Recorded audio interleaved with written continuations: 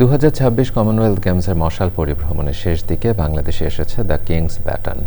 Dhaka British high commissioner Sarah কুকের বাসায় সংবাদ সম্মেলনে উন্মোচন করা হয় কমনওয়েলথ গেমসের মশাল। এ সময় জাতীয় ক্রিকেট দলের 2 তারকা মেহেদী মিরাজ ও নাজমুল শান্ত সহ অনেকেই উপস্থিত ছিলেন। আদিল আহমেদ শানের রিপোর্ট। আগামী বছরের 26 জুলাই স্কটল্যান্ডের গ্লাসগোতে 56 দেশের অংশগ্রহণে শুরু হবে 23তম Commonwealth games.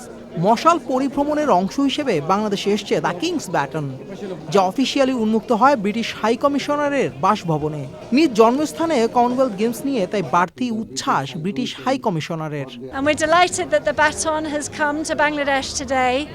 We had an event earlier on in the day to celebrate the baton's arrival, organised by the Commonwealth Bangladesh Association.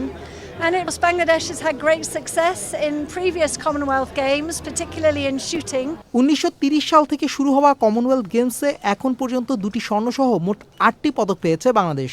তবে গত আসরে পদক না পাওয়ার আক্ষেপ ঘোচাতে চায় বাংলাদেশ দল। সামনের মাস থেকে আমরা আসলে শুরু করব আমাদের ট্রেনিং প্রোগ্রামটা। আমাদের শুধু যে কমনওয়েলথের জন্য তা না, কমনওয়েলথের পরেই আমাদের এশিয়ান গেমস হবে জাপানে।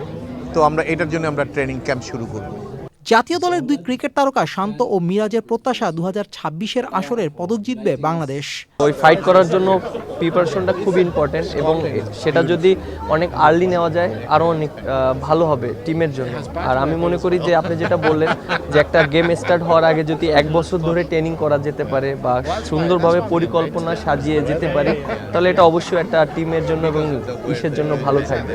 শুধুমাত্র গেমসের আগ মুহূর্তে না, সারা বছর ধরে যদি ওনারা প্র্যাকটিসের ফ্যাসিলিটিস পান প্রপার ওয়েতে এবং প্রিপারেশনটা নিতে পারেন, আমি অবশ্যই বিশ্বাস করি যে বাংলাদেশও ভালো ভালো পদক নিয়ে আসবেন। মাসব্যাপী কমনওয়েলথ ক্রীড়াযজ্ঞের পর্দা নামবে 2রা August. Adil Ahmed Shan, channel I, Dhaka.